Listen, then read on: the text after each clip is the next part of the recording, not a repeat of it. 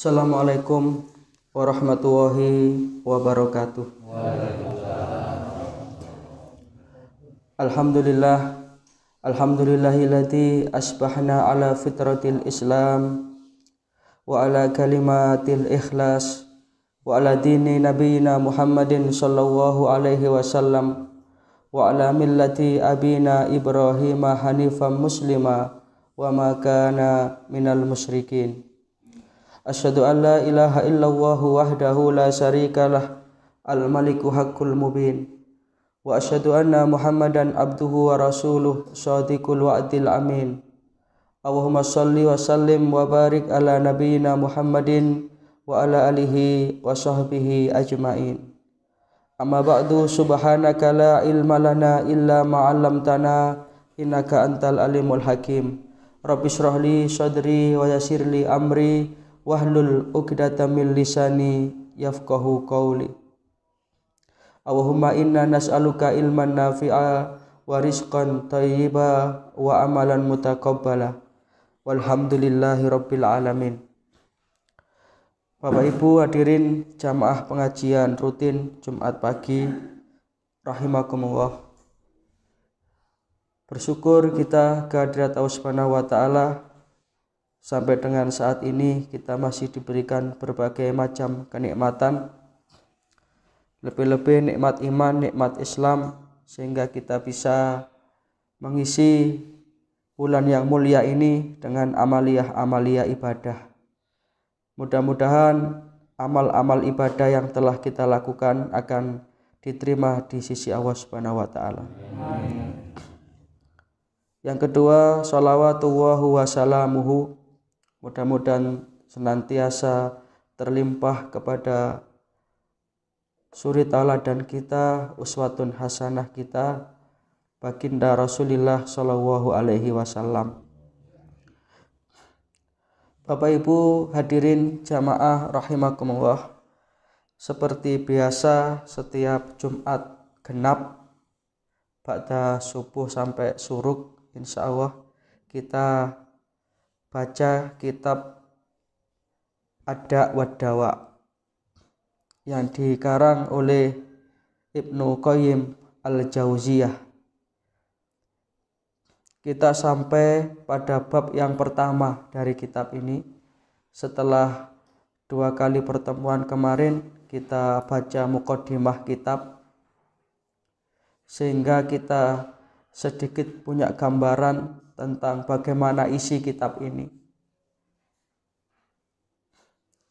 Yang intinya kitab ini membicarakan tentang tazkiyatun nafs atau penyucian jiwa dan langkah-langkah untuk melakukan satu akselerasi atau percepatan proses pendekatan diri seorang hamba kepada Allah. Lebih-lebih di zaman sekarang ini kita memang perlu melakukan sebuah langkah-langkah cepat untuk fafirru ilallah, kembali kepada ampunan Allah, kembali kepada rahmat Allah. Lebih-lebih di bulan Ramadan seperti ini, kesempatan kita sangat terbuka. Kita bersyukur kita masih diberikan kesempatan berjumpa dengan syahrun adim ini, syahrun mubarak, bulan yang penuh berkah ini. Mudah-mudahan semua fasilitas-fasilitas Ramadan ini bisa kita manfaatkan, sehingga nantinya keluar dari Ramadan ini kita termasuk al-muttaqin, orang-orang yang dicatat oleh Allah Ta'ala sebagai kelompok orang-orang yang bertakwa. Sebagaimana tujuan dari puasa itu sendiri, la'allakum tattaqun. Para jamaah sekalian, kita lanjutkan pelajaran kita. Faslun ad-du'a'u min anfa'il adwiyah. Bab yang membahas tentang doa yang merupakan obat dari berbagai macam penyakit atau yang memberi kemanfaatan. Jadi doa ini adalah obat. Kalau kemarin Al-Qur'an itu obat, nah sekarang doa lebih mengerucut lagi. Ad-du'a'u min anfa'il adwiyah. Doa adalah termasuk obat yang sangat bermanfaat. Wa huwa aduwul bala yadfa'uhu wa yu'alijuhu wa yamna'u nuzulahu wa yarfa'uhu au yukhaffifahu idza nazala. Doa adalah obat yang bermanfaat sekaligus musuh. Jadi musuh penangkal. Dari apa? Dari al-bala, bencana. Jadi kalau sudah ada bencana, kayak kemarin Lindu misalnya, itu coba Bapak Ibu, yang kita lakukan apalagi selain berdoa. Gitu. Orang yang berharta tidak akan bisa mengandalkan hartanya. Orang yang punya pangkat dan jabatan tidak akan bisa menggunakan wewenangnya. Tanda tangan untuk menolak bencana itu kan tidak ada. Jadi hanya satu-satunya langkah yang bisa kita lakukan ketika itu adalah doa. Sehingga akan mengingatkan kembali akan kebesaran kekuasaan Allah. Nah, ini doa. Dan juga doa itu bisa mengobati, mencegah, atau bahkan menghilangkan bencana tersebut. Jadi doa ini hendaknya kita jadikan sebagai senjata.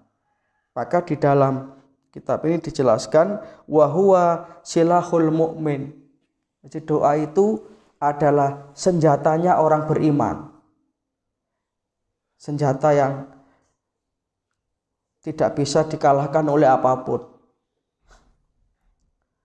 Makanya orang beriman itu tidak usah bawa sikap, tidak usah bawa senjata apa-apa, ya cukup silahul mu'min. Doa silahul mu'min.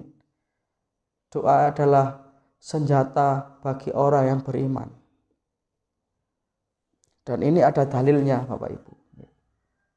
Kama ruwiyal Hakim fi shahihihi min hadisi Ali ibni Abi Thalib, sebagaimana yang diriwayatkan oleh Al-Hakim dalam sahihnya hadis dari sahabat Ali bin Abi Thalib karramahu wajhah. Jadi Ali bin Abi Thalib ini adalah sepupunya Rasulullah sekaligus menantu beliau. Ya, jadi Rasulullah itu punya paman namanya Abu Thalib. Abu Thalib punya putra namanya Ali. Ali bin Abu Thalib. Kemudian Ali ini dinikahkan dengan putri Rasulullah, Fatimah Az-Zahra. Jadi sangat dekat sekali orang yang meriwayatkan ini. Qala Rasulullah sallallahu alaihi wasallam. Rasulullah bersabda, Kanjeng Nabi dawuh, ad-du'a'u silahul mu'min. Doa itu adalah senjatanya orang yang beriman. Wa imaduddin, dan tiangnya agama. Kalau dalam hadis yang lain jangan pernah mendengar as-sholatu imaduddin. Salat itu adalah tiangnya agama. Iya, karena as-sholatu hiya doa. Salat itu juga doa.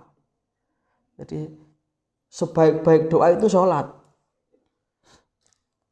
Maka semua isi doa dalam sholat itu kan permohonan. Semua isi bacaan dalam sholat itu doa. Maka dinyatakan oleh Rasulullah, doa itu senjatanya orang beriman dan tiangnya agama. Wa nurus samawati wal ard, dan merupakan cahaya langit dan bumi. Ini kekuatan doa. Nanti akan dibahas kenapa kok doa itu bisa menguatkan. Dan ini sudah terbukti seperti yang kita bahas pada pertemuan kemarin. Bagaimana doa ini mampu melahirkan satu kekuatan yang luar biasa. Ketika perang Badar Kubro, yang terjadi di bulan Ramadan tahun 2 Hijriah. Tidak lama setelah ayat perintah puasa ini turun, Nabi dan para sahabat dihadapkan dengan perang yang sangat besar. Di ketika itu bulan Ramadan, puasa. Kadek poso ten Arab. Ayo, Abah Topik ini pun ngalami nih, ana apa panas sih. Niku kayak perang. Dan jumlah umat Islam ketika itu sepertiga dari jumlah kafir Quraisy. 1000 melawan 300. Sekitar 313 yang dicatat oleh sejarah itu.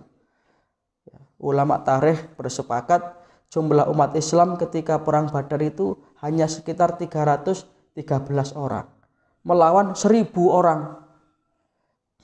Yang 1000 nek dikelompokno mboten kata nih. Adik ora poso. Umat Islam ketika itu sedang puasa.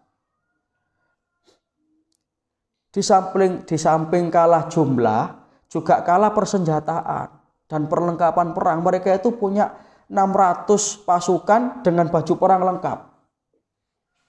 Baju perang besi plus kendaraan perang. Wah, niku lek cara jago mesti di kalangan boto niku nggih anu napa lek ngarani niku asor niku. Gak jago wong Islam belas.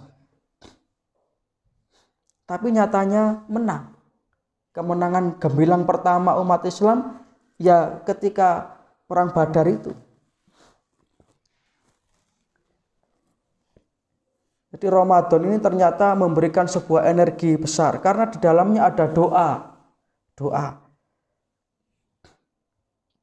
Dan dalam waktu yang relatif singkat setelah perang Badar, kurang lebih sekitar 6 tahun sesudah itu, persis bulan Ramadan juga, itu Rasulullah SAW beserta 10.000 pasukan Muslim menaklukkan Mekah, yang kemudian dikenal dengan Fathu Makkah.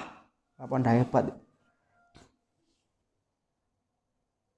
Jadi revolusi Rasulullah itu sangat cepat karena beliau berdakwah dengan akhlak. Nah, ketika 10.000 pasukan Muslim itu ke Mekah, tidak satu pun kafir Quraisy yang didolimi. Jadi Nabi tidak mencari di biar Abu Jahal pula, masih paling aku tak keplese ini. Iku ben sing nyo-nyo aku, tidak begitu. Nabi tidak mencari Abu Sofyan, dedengkot kafir Quraisy yang memusuhi beliau, tidak. Nabi tidak menghancurkan berhala-berhala di sekeliling Ka'bah yang jumlahnya ada sekitar 360 berhala. Yang besar-besar itu namanya Latta, Uzza, Manat, Hubal. Tapi Nabi dengan hati yang penuh rahmat, beliau kemudian pidato. Di kalangan masyarakat ketika itu Rasulullah berpidato, al-yauma yaumul marhamah. Saudara-saudaraku semua, hari ini adalah hari kasih sayang. Coba. Kira-kira lek kula kali jenengan, wah. Kesempatan ini. Tapi Nabi dengan akhlak yang luar biasa. Al-yauma yaumul marhamah. Hari ini adalah hari kasih sayang. Tidak akan ada pertumpahan darah. Tidak akan ada pembalasan dendam. Siapa masuk Masjidil Haram, dia aman. Siapa masuk rumah Abu Sofyan, masuk rumah Abu Jahal, Abu Lahab, dia aman. Jadi Nabi demikian kasih sayangnya. Sehingga ketika mendengarkan pidato Rasulullah kayak begitu, akhirnya kafir Quraisy yang awalnya itu menolak Islam, bahkan memusuhi Rasulullah, dengan hati yang lapang tanpa dipaksa sedikit pun, langsung mereka asyhadu alla ilaha illallah wa asyhadu annaka ya Muhammad Rasulullah. Maka kalau seperti ini akhlakmu ya Muhammad, nggih nek nimbali boten Kanjeng Nabi ngoten nggih. Wong jene wong kafir Quraisy. Maka persaksikan bahwa tidak ada Tuhan selain Allah dan engkau adalah Rasul Allah.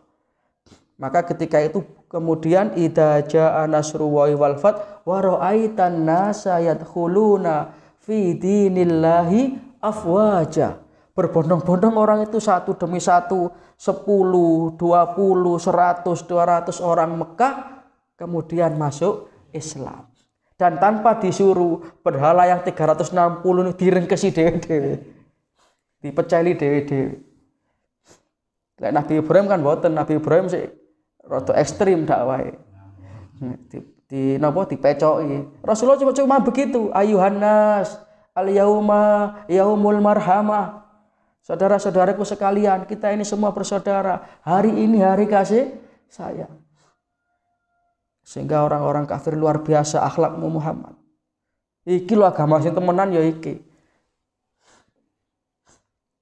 Nah, ini kekuatan doa, dan itu di bulan Ramadan. Maka Ramadan ini kalau kita tidak mendapatkan maghfirah, ampunan Allah, dikatakan oleh Rasulullah sebagai orang yang merugi. Bu'dan, kata Rasulullah, celaka. Siapa man adraka Ramadan walam yukfar lahu. Siapa yang ketemu Ramadan dia tidak dapat ampunan Allah. Ramadan gak hanya perputaran tanggal saja. Ramadan mari ki riyo. Tapi orang yang cerdas, orang yang memanfaatkan Ramadan ini untuk mendekatkan diri kepada Allah, mohon ampunan kepada Allah.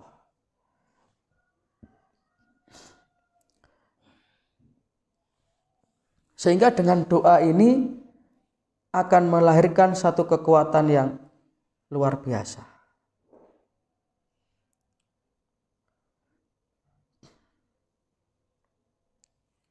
Walahu ma'al bala'i salah satu maqamatin. Nah, ini. Tapi doa itu nanti terkabul atau tidak ini sangat banyak faktor yang mempengaruhi. Ya, faktor orang yang berdoa, faktor orang yang didoakan, termasuk kita juga pandai memilih waktu-waktu yang mustajabah untuk berdoa. Ada waktu harian, ada waktu mingguan, ada waktu tahunan. Kalau waktu tahunan ya saat ini Ramadan ini. Kalau waktu harian sepertiga malam yang terakhir, yang hadisnya sudah masyhur itu, jenengan sudah sering mendengar, apalagi jenengan ahli ngaji kan ini. Yang zilu rabbuna tabaraka wa ta'ala kulla lailatin ila sama'id dunya. Allah Ta'ala itu pada sepertiga malam yang terakhir turun ke langit dunia. Kemudian menantang hamba-hambanya. Mayyada'uni, siapa yang berdoa kepada aku akan kabulkan. Wa mayyas'alni, siapa yang meminta kepada aku akan beri. Siapa yang mohon ampun kepada aku akan ampuni.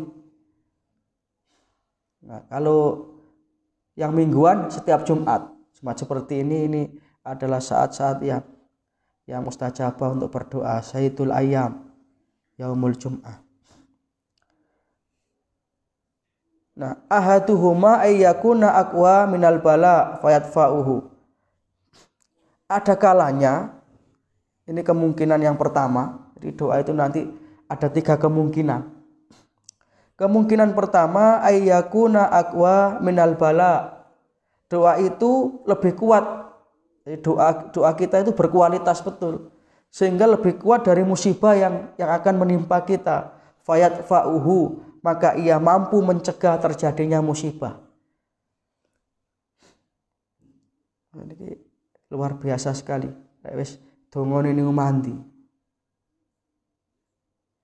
Makanya orang-orang dulu, para ulama-ulama dulu itu demikian khawatirnya kalau sampai doanya tidak mandi, mereka itu betul-betul berhati-hati. Jangan sampai sedikit pun, termasuk makanan-makanan itu harus diperhatikan. Jangan sampai kelebonan barang sing haram.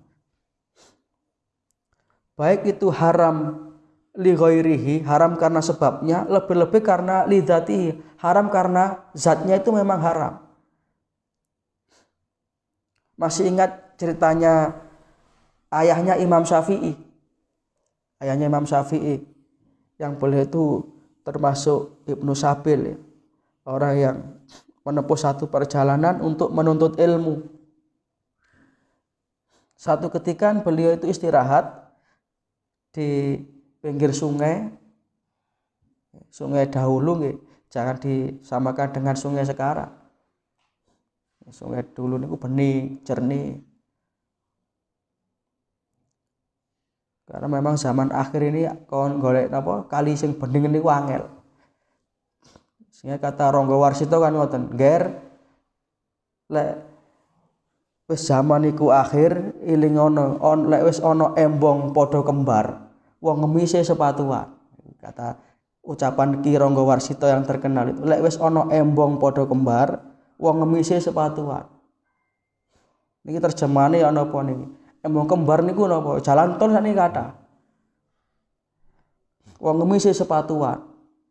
Jadi orang-orang yang meminta-minta itu ya tampangnya itu sakniki boten koyo biyen. Kadang-kadang nyetil, nggih dasi, tapi ngentekno dhuwit negara. Orang yang apa? Berjiwa pengemis maksudnya. Pasar-pasar ilang kemandange apa kemelandange. Kumandange. Jenenge pasar benak ruame ya. Pira 1000 gak oleh ruame. Sampai guru lek nyeneni muridé padane pasar ae. Saniki pasar niku sepi, Indomaret iki gak usah ngomong blas. Niku ciri-ciri zaman akhirnya ngoten niku. Pasar ilang kumandange. Pasar online ya sepi. Jadi, memang orang itu kalau bicara pakai hati itu tumus. Karena Rangga Warsita ini termasuk salah satu ulama di zamannya. Hanya karena beliau ya hidup di Jawa, maka dakwah beliau ya versi Jawa. Bahasanya kayak begitu. Dan ini betul-betul terjadi. Saat ini guru lek nyeneni murid padane pasar. Saat ini pasar sepi, Bu. Indomaret itu milih-milih dhewe mek karek bayar tok.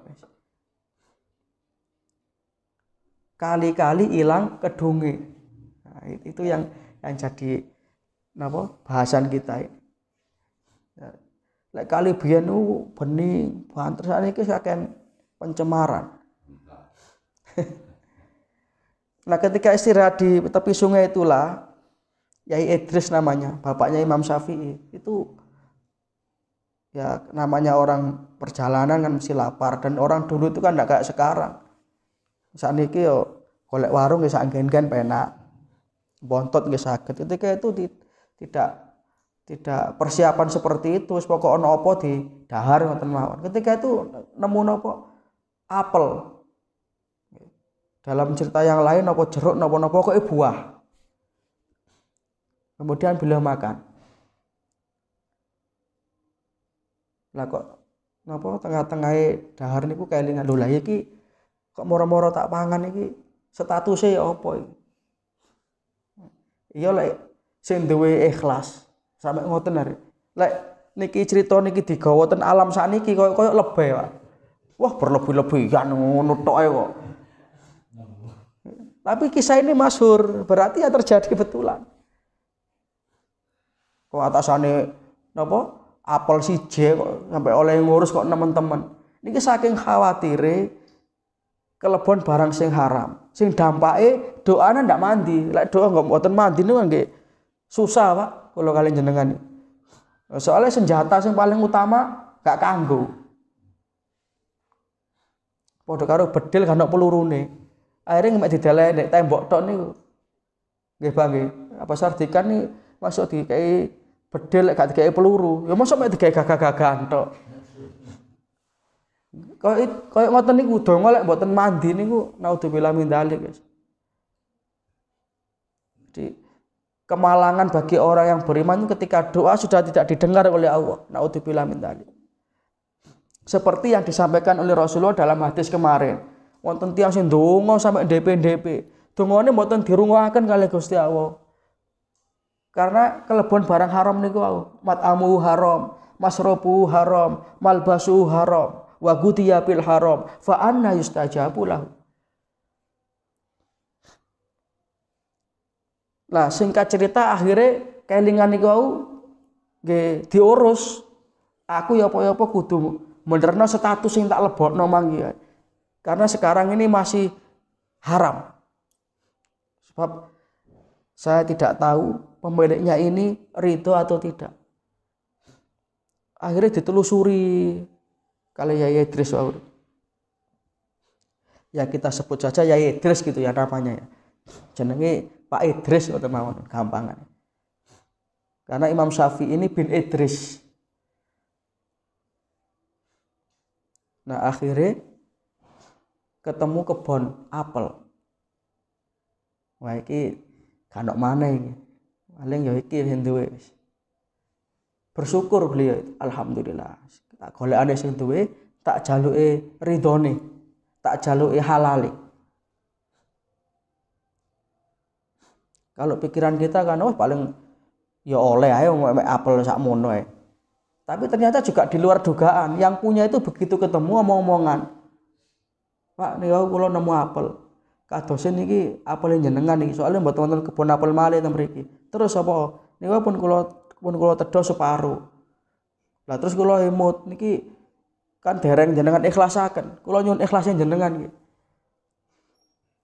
Jawaban sing duwe tibake di luar dugaannya Pak Yai Idris wae niku. Oh gak iso. Lek dikira dhek kan ya wis yo gak apa-apa sampean mama mau apel ae wis jan mang kentir mang gak ero aku. Wong aku yo sik duwe sak kebon sak mono kae. Tibake jawabane lah kok ngeten. Gak iso. Lah kok enak mun moro-moro mangan apel ngoten. Aku ngikhlasno apel sing mau pangan iku, tapi ana syaraté. Nggih pun napa syaraté kula tak napa? Kula turutani supados niki saged dados halal. Awakmu kudu melok aku ngurmati kebon iki 16 tahun.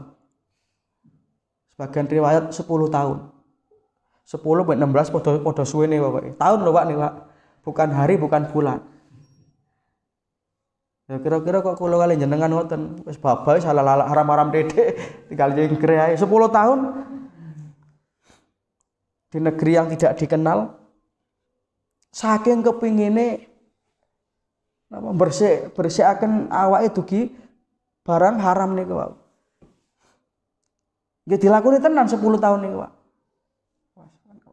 Makane wae kula aturaken lek crita niki di napa disampaikan ten zaman sakniki mesti orang akan berkata niki wah lebay berlebih-lebihan.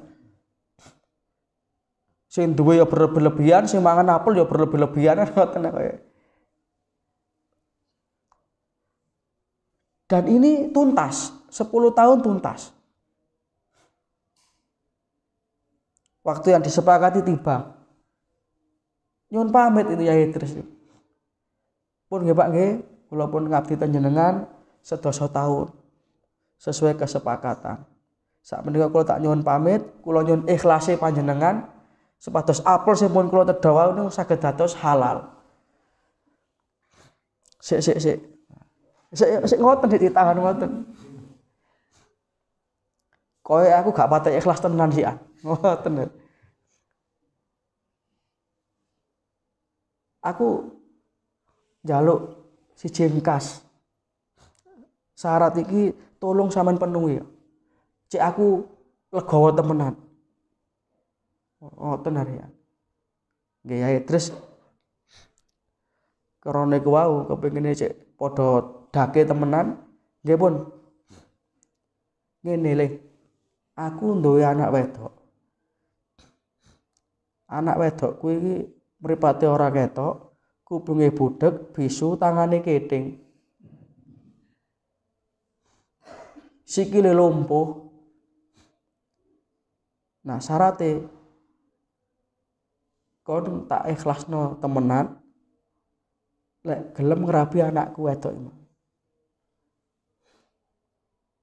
Ya napa ngoten iki? Ngrabi arek wedok mboten ketok. Matanya buta.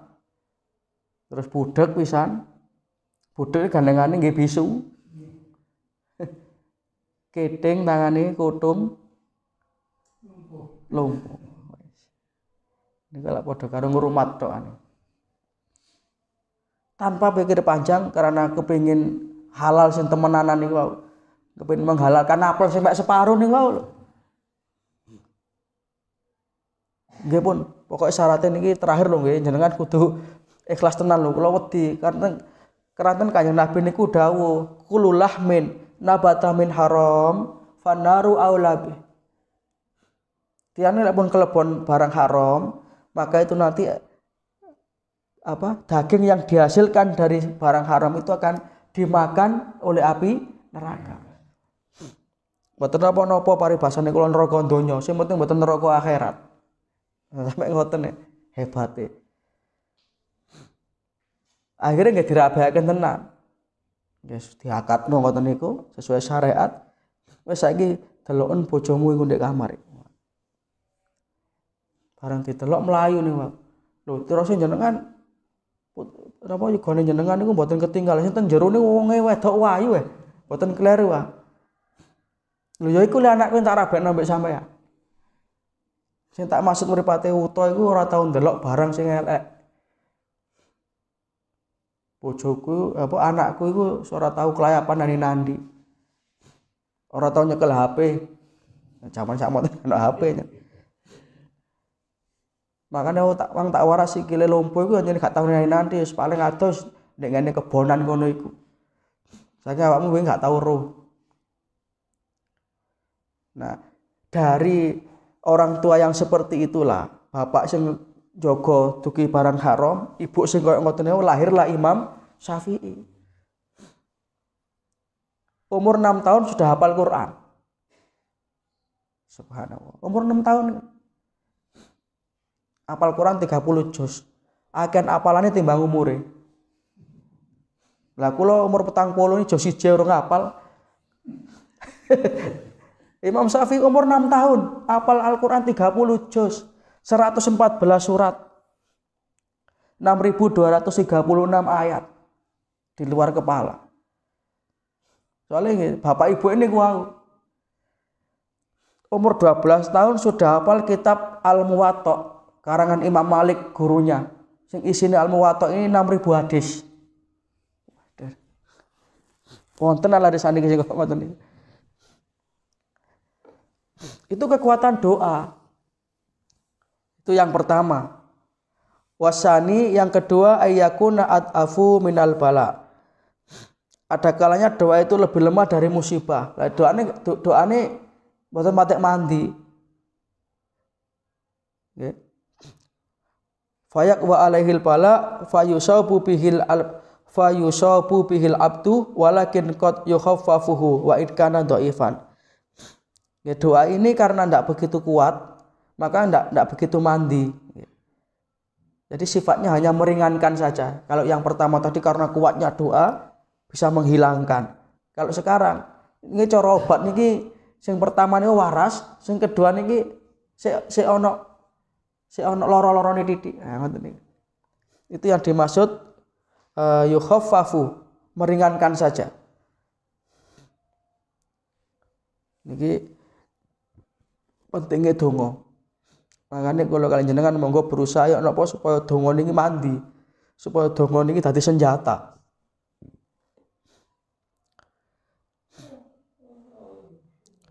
Wasalisu dan yang ketiga iyataqawama wa yamna'u kullu wahidin minhuma sahibuhu.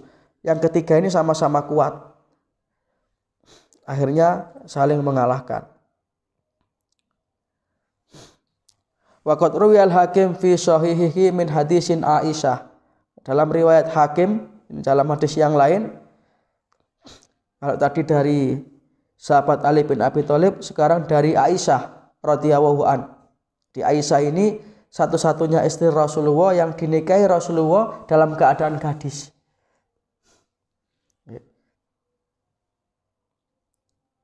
Dan Aisyah ini adalah putri dari sahabatnya Rasulullah, Abu Bakar As-Siddiq. Dan ternyata rahasianya ini Bapak Ibu. Kenapa kok Aisyah ini dinikahi Rasulullah masih kecil? Yang ini oleh sebagian orang yang ingin mendiskreditkan Rasulullah, ingin mendiskreditkan Islam, dikatakan Rasulullah ini seorang yang kaya-kaya gemar perempuan. Padahal seluruh istri-istri Rasulullah itu yang beliau nikahi ini syar'i semua, Pak. Ada dasar syariatnya semua. Termasuk Aisyah ini. Kenapa Aisyah kok dinikahi Rasulullah pada usia yang kalau dalam bahasa sekarang di bawah umur? Nah, ternyata satu di antara hikmahnya, Aisyah inilah yang banyak meriwayatkan hadis yang terkait dengan keseharian Rasulullah di rumah. Karena Aisyah ini terkenal perempuan yang cerdas. Sehingga dari ribuan hadis yang beliau riwayatkan, kita tahu bagaimana Rasulullah kalau mandi besar, bagaimana Rasulullah kalau bergaul dengan istri-istri beliau, di rumah tangga beliau. Maka Aisyah ini termasuk yang banyak meriwayatkan hadis.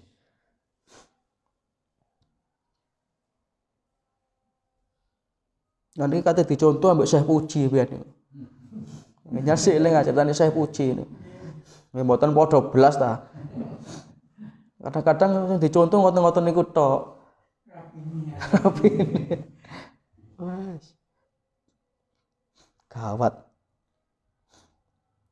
Qala Rasulullah sallallahu alaihi wasallam.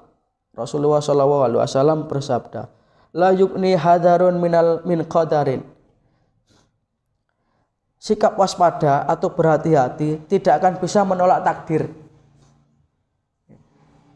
Terus kalau kalian jenengan kok umpama pas napa kapesan, itu ndak bisa kemudian mang sakjane ojo liwat kono. Wis aku wis tak hati-hati tenan dalane lunyu sik tiba. Ya karena memang itu sifat waspada, sikap kehati-hatian itu tidak akan bisa menolak takdir. Lek mun takdire ngoten nggih ngoten. Makanya kadang-kadang tiang nilai pas tiba ditakoni, ya apa mang kok iso tiba? Embuh gak ero mau peteng.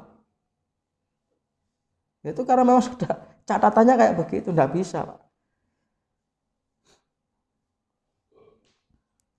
Wa du'a'u yanfa'u mimma nazala wa mimma lam yanzil. Dan doa itu akan memberikan kemanfaatan kepada hal yang sudah terjadi ataupun yang belum terjadi. Wa innal bala la yanzilu fayalqahu du'a fayatalijani ila yaumil qiyamah. Maka ketika musibah itu turun, segeralah kita hadapi dengan doa. Karena dengan doa itu berarti kita menerima apa yang telah ditakdirkan Allah kepada kita. Dan itu akan menjadi kebaikan. Artinya tidak mengeluh, Pak. Makanya Rasulullah itu dawuh, ajaban li amril mu'min. Aku ini kagum, aku ini takjub dengan orang yang beriman itu. Inna amrohu kullahu lahu khairun. Setiap perkara apapun itu kok jadi kebaikan. Di wong nek nyekeli iman, apapun yang menimpa dia mesti jadi kebaikan. In asabahu khairan. Kalau dia dapat karunia dari Allah, dia dapat rezeki dari Allah, dia diberikan kesehatan, dia diberikan rezeki yang banyak, syakaro, dia bersyukur. Fakana khairun lahu, dan syukur itu kebaikan, syukur itu kebagusan. Wa in asabahu dharran, dan kalau dia ditimpa musibah, ditimpa sesuatu yang tidak mengenakkan, sabaro, dia bersabar. Wa kana khairun lahu, iku ya apik. Bahasa gampangane wong Islam mesti tiba penak. Dikei rezeki kathah, rezeki sing barokah, kemudian harta yang melimpah, dia bersyukur. Rezekinya dibuat kemanfaatan. Dikei kesulitan ekonomi, dia bersabar. Dikei waras, syukur, dikei loro, sabar. Dua-duanya ini mendatangkan kebaikan. Boten-boten eleke blas. Lah hebat tani. Sampai Kanjeng Nabi dawuh, ajaban, aku kagum. Wong lek nyekeli iman ngoten niku.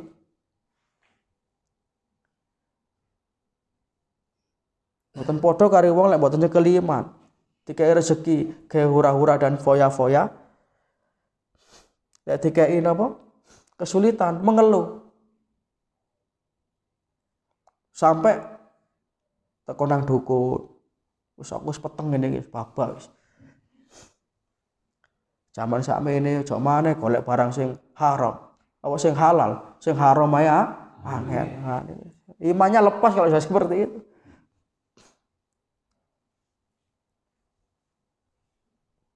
Akhirnya nggih togel-togel disasak. Lek oleh bae titik haram, lek oleh akeh gak apa-apa foto ke anak sekolah. Lah anaknya disekolahkan dengan biaya dari togel pun salah lewat anake nggih dadi anake pinter matematika.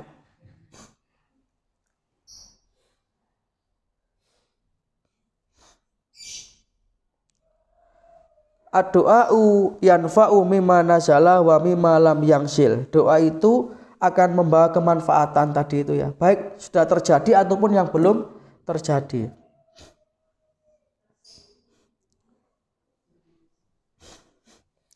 Wa fihi aidan min hadisi Ibni Umar.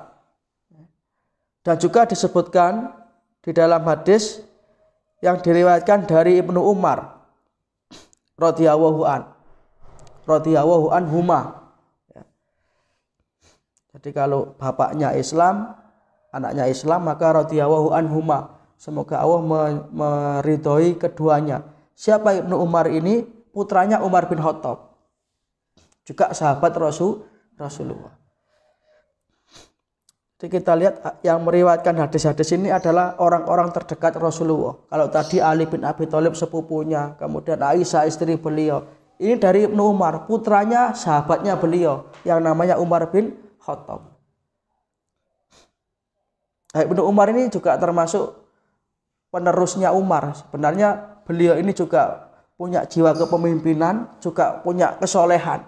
Sehingga ketika Umar itu bertanya pada sahabat dekat beliau untuk suksesi, siapa yang kira-kira bisa menggantikan saya, maka secara serempak sahabat-sahabat itu tidak ada lain. Ibnu Umar, wahai Umar, putramu sendiri itu bisa. Tapi Umar kemudian mboten sumringah mboten, wajahnya memerah. Ngomong pisan kas.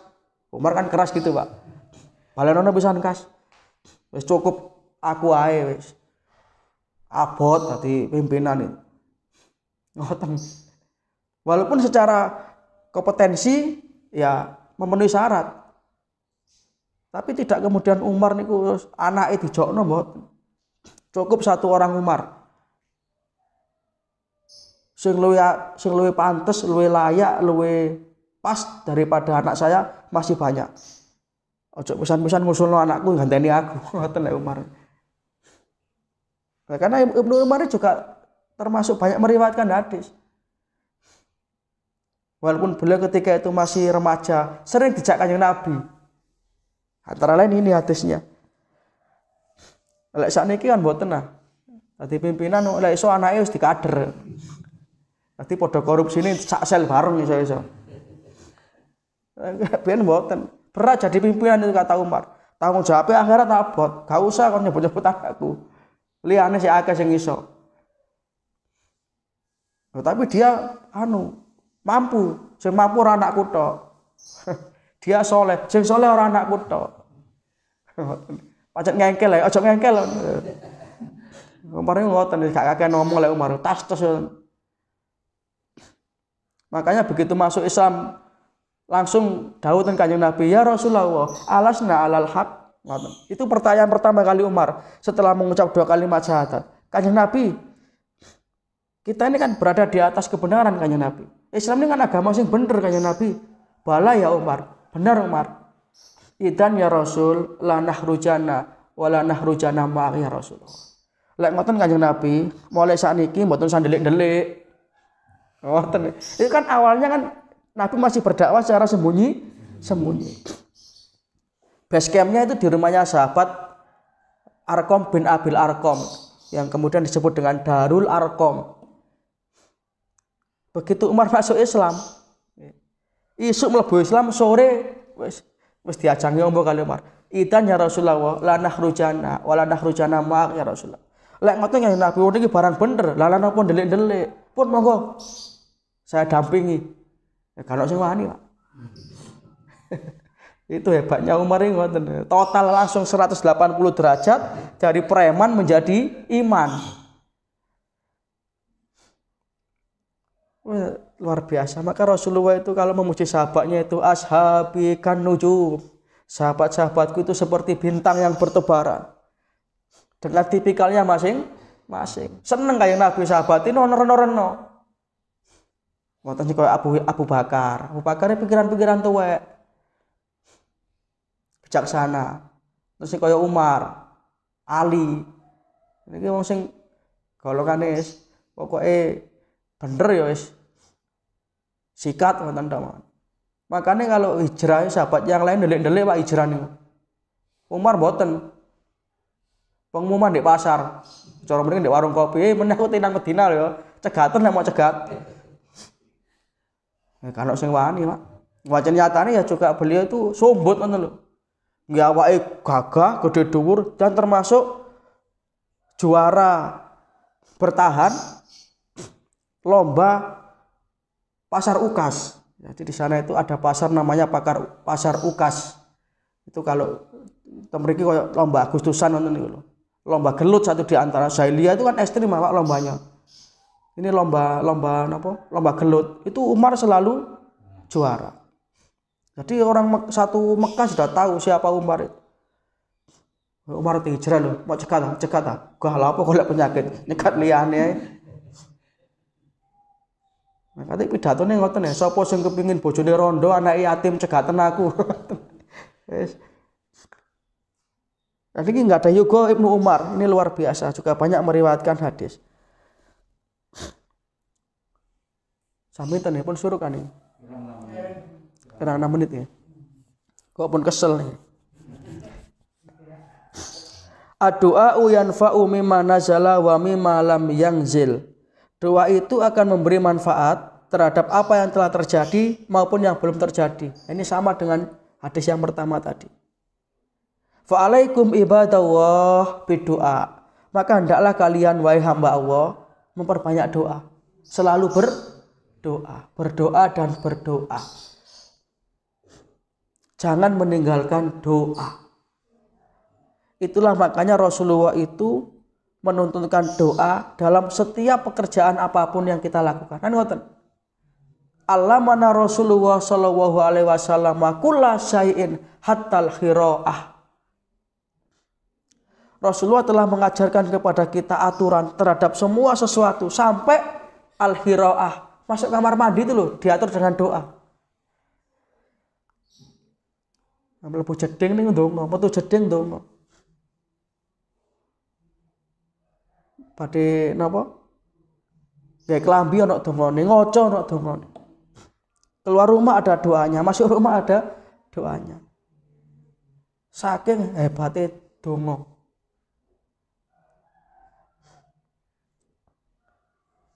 Maka fa'alaikum bidu'a ya ibadallah. Hendaklah kalian selalu mengawal hidupmu dengan doa, wahai hamba-hamba Allah. Karena dengan doa itu maka amal kita akan menjadi amal yang bernilai di hadapan Allah. Seje lelek boten donga. Sami-sami dahar sak piring, menunya sama, tapi akan bernilai beda. Lek sing siji donga, sing siji mboten donga. Lek bahasa mbah-mbah biyen kan ngoten. Lek ndonga maca bismillah, cekak direwangi saya. Nek ngoten tok, ajane ngene iki. Mau tidur kita baca doa. Bangun tidur pertama kali kita baca langsung kita berdoa. Alhamdulillahilladzi ahyana ba'da ma amatana wa ilaihin nusur. Niku lek tiyang sing iman. Lah sing gak iman, bangun tidurku terus mandi malah nyanyi. Doa itu luar biasa. Kenapa? Karena dalam hadis yang lain Rasulullah bersabda la yarudul qadar illa doa. Tidak ada yang bisa menolak takdir kecuali doa. Maka takdir ini bisa diubah dengan doa. Ini yang disebut dengan takdir mu'allaq. Jadi takdir itu ada takdir mubrom, takdir yang sudah baku, tidak bisa diubah. Ada takdir mu'allaq, Takdir mu'allaq ini takdir yang tergantung, takdir yang bisa diikhtiarkan. Itu yang disebut dengan la yarudul qadar illa doa. Tidak akan bisa menolak takdir illa doa, kecuali doa. Wala yazidu fil umri illal bir. Dan tidak ada yang dapat menambah usia kecuali kebaikan. Kebaikan ini bisa menambah usia kita. Yang dimaksud bukan secara jumlah bertambah. Karena ada yang mengatakan bahwa umur kita ini sudah diplot, Pak, sudah didok sampai sakmenten. Mbok ndonga koyo napa nggih sak niku. Tapi yang berbeda nanti adalah kemanfaatan itu. Jadi orang itu kalau menanamkan kebaikan-kebaikan, menanamkan kemanfaatan-kemanfaatan, nanti ketika meninggal itu beliau-beliau itu masih jadi cerita yang baik. Itu yang dimaksud. Itu yang dimaksud la yajidu fil umri illal bir. Makanya orang itu kalau baik itu jasanya akan dikenang. Coba jangan lihat nama-nama jalan, itu mesti nama-nama pahlawan, nama-nama orang yang berjasa. Napa ono jenenge Bandar Togel gawe dalan? Enggak ada. Jalan Jenderal Sudirman, Jalan Ahmad Yani. Mboten wonten dalan niku nggih jenenge preman mboten wonten. Ini karena apa? Karena Pulau Pandan jauh di tengah, di balik Pulau Angsa dua, hancur badan di kandung tanah, jasa baik terkenal jua. Ada peribahasa Arab yang mengatakan bahwa orang itu akan dikenang kebaikan-kebaikannya. Wa kun hadisan hasanan liman wa innamal mar'u ahadisan ba'dahu. Sesungguhnya seseorang itu akan jadi cerita bagi orang-orang sesudahnya. Jadi cerita. Wa kun hadisan hasanan liman wa. Jadilah cerita yang baik bagi orang yang sesudah kita. Untuk pertemuan ini kita cukupkan nggih. Pun surup. Boten krasa sing ngrungokno nggih. Sing ngomong wis rada krasa. Ya, mudah-mudahan istiqomah, mudah-mudahan bermanfaat. Kesimpulan dari bab ini adalah bahwa kita punya senjata yang utama, yaitu doa. Mari kita kawal hidup kita dengan doa, karena dengan doa ini kita menggantungkan segala hidup kita hanya kepada Allah Subhanahu wa taala. Mudah-mudahan kita senantiasa mendapatkan taufik dan hidayah, amal ilmu rezeki yang barokah. Dan akhirnya kelak kita menghadap Allah taala dengan tetap membawa iman Islam husnul khotimah. Kita tutup dengan doa kafaratul majelis. Subhanaka wa bihamdika asyhadu alla ilaha illa anta astaghfiruka wa atubu ilaik. Assalamualaikum warahmatullahi wabarakatuh. Innallaha wa malaikatahu yusholluna